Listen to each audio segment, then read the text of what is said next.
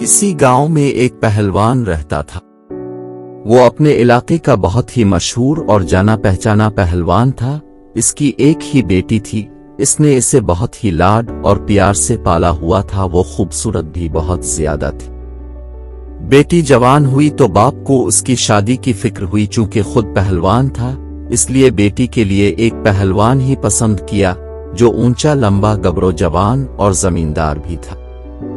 बाप ने बड़े नाजों से पाली हुई बेटी उसके साथ विदा कर दी।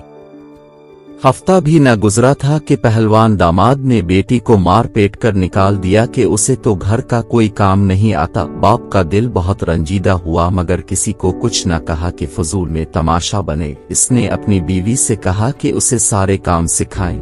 माँ ने बेटी को झाड़ू पोछा खाना पकाना सब कुछ सिखा दिया। चंद महीनों के बाद सुलह हो गई और बाप ने दामाद को बुलाकर मुआफी मांगी कि हम शर्मिंदा हैं, बहुत लाड प्यार से पाली थी, और फिर रुखसत कर दिया।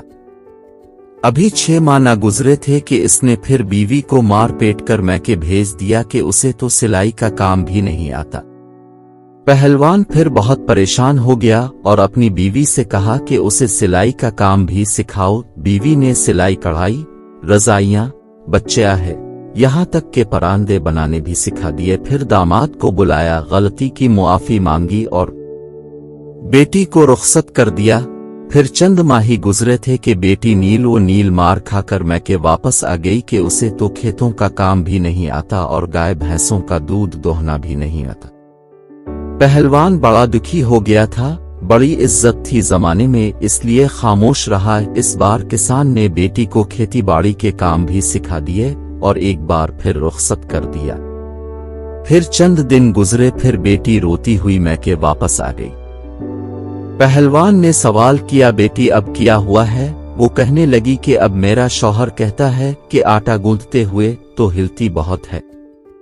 पहलवान को अब सारी बात समझ में आ गई। असल में दामाद को रोब जमाने और मारने की आदत पड़ चुकी थी। बाप ने कहा कि बेटी, मैंने तुम्हें सब कुछ सिखाया, लेकिन ये नहीं सिखाया कि तो बेटी किसकी है। बेटी हैरान हो गई, लेकिन उसको कुछ समझ न आई। चंद ही दिन गुजरे के दामाद को एहसास हुआ कि इस बार ना तो ससुर ने मुआफी मांगी और ना ही बेटी को वापस भेजा। खैर, वो खबर लेने ससुराल गया। ससुर ने दरवाजे पर रोक लिया और कहा, उन्हीं पैरों वापस चला जा और आज की तारीख याद रख ले। पूरे साल बाद आना और अपनी बीवी को आकर ले जाना। अगर इससे पहले मुझे नजर आया तो तेरी टांगें तोड़कर वापस भेज दूंगा। दामाद शर्मंद होकर वापस चला गया। दिन गुजरते रहे। पहलवान अपनी बेटी को मुंह अंधेरे खेतों में ले जाता और सूरज निकलने पर घर भेजता। बीवी ने बार बार पूछा, लेकिन ये राज न खोला गया। 2 साल गुजर गए। दामाद बेटी को लेने आया। बाप ने खुशी खुशी बेटी को रुखसत कर दिया। अभी चंद ही दिन गुजरे के पहलवान दामाद आदत से मजबूर चिल्लाना शुरू हो गया और मारने के लिए हाथ आगे बढ़ा तो बीवी ने किसी मंझे हुए पहलवान की तरह शौहर को बाजू से उठाकर जमीन पर पटक दिया और कहा कि तो जानता है मैं बेटी किस बाप की हूँ। वो समझ गया कि अब की बार 2 साल में बाप ने बेटी को क्या सिखाकर भेजा है। और उसके बाद पहलवान ने दोबारा बीवी से कभी ऊंची आवाज में बात नहीं की। बाप ने बेटी को क्या सिखाया अब भी जान गए होंगे। हर चीज माँ के सिखाने की नहीं होती। कुछ बातें, कुछ एतमाद बाप भी बेटियों में लाता है।